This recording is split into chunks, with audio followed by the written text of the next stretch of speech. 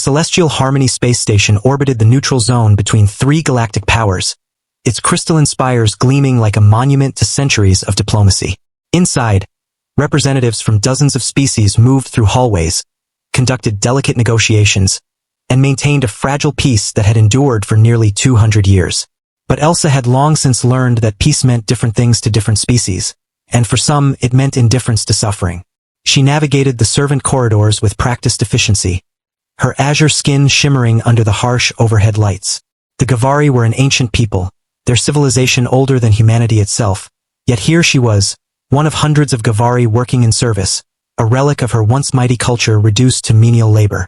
Her leg throbbed sharply with every step, a fresh reminder of yesterday's fall. She'd reported the injury to her supervisor, a Hectarian named Grull, who had logged the complaint and told her to carry on. On the lower levels, suffering was invisible, tolerated as part of the machinery of the station. Then Verk noticed her. The young human engineer had been performing routine checks on the environmental systems in the diplomatic sector. Tasks so mundane they almost lulled him to sleep. Humans were newcomers to galactic society, scrutinized by elder species for every move. His supervisor's instructions were simple. Keep your head down, do your job, make no waves. Verk was never good at following instructions that felt wrong.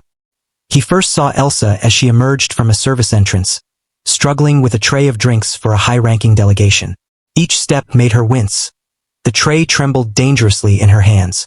Other personnel passed without a glance, as though her pain were part of the station's decor. A surge of anger ignited in Verk's chest. He immediately pulled up the station's personnel database. Elsa of Gavari 7, assigned to hospitality, no medical leave in 8 months. He dug deeper, bypassing codes he probably shouldn't have, and found her medical file. Torn ligament in her right leg. Recommended 2 weeks regenerative therapy. Status denied. The station ran on a credit system. Servants earned barely enough to cover housing and meals. Medical care beyond basic first aid required credits they didn't have. Legal, yes, but barbaric. Verk made a choice. For the next 2 hours, he tracked Elsa through the station. He learned her schedule, noted the grueling workload she endured despite her injury. He saw her bite back tears on stairways, steady herself on walls when no one was watching, and watched as everyone else passed by with practiced indifference. When her shift ended, he waited outside the servants' quarters. "Excuse me," he called in Galactic standard. "Elsa, right?" Her large eyes widened. Servants were rarely addressed by name, and almost never by engineers. "Yes, sir. How may I help you?" "I'm Verk, engineer here. I saw you were hurt. I want to help."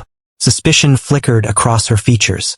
"I appreciate your concern, but I already filed a medical request. It was processed according to station policy." "Station policy is garbage," Verk said flatly. "You have a torn ligament. You should be in medical, not working 12-hour shifts. Here's what's going to happen. I'm taking you to the human medical bay. Our doctors will fix your leg. You don't pay a credit." Elsa hesitated. Verk softened his tone.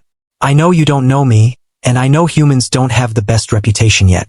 But where I come from, we have a saying, we are only as strong as how we treat the weakest among us. Right now, this station is failing you. I'm not okay with that."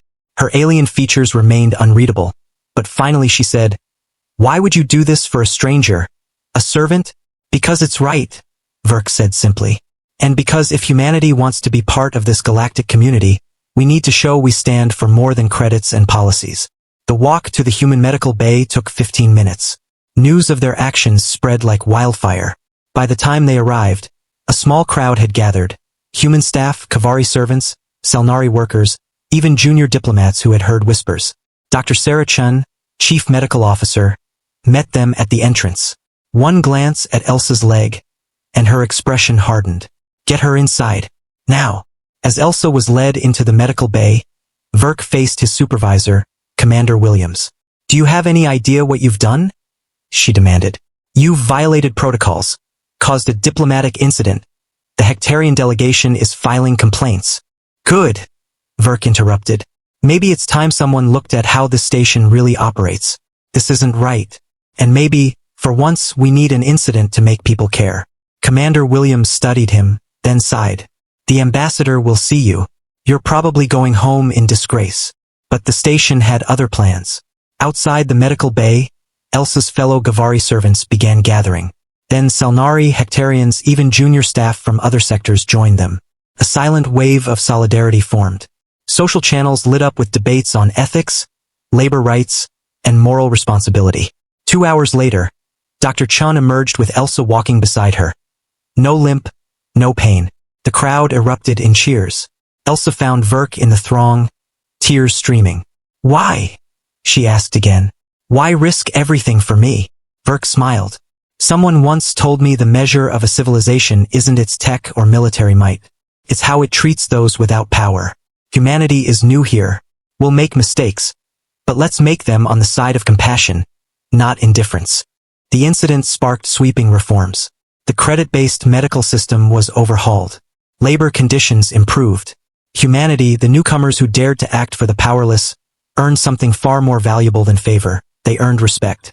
In the quiet of her quarters, Elsa looked at the small group photo Verk had given her. Him, Dr. Chen, and her, all smiling.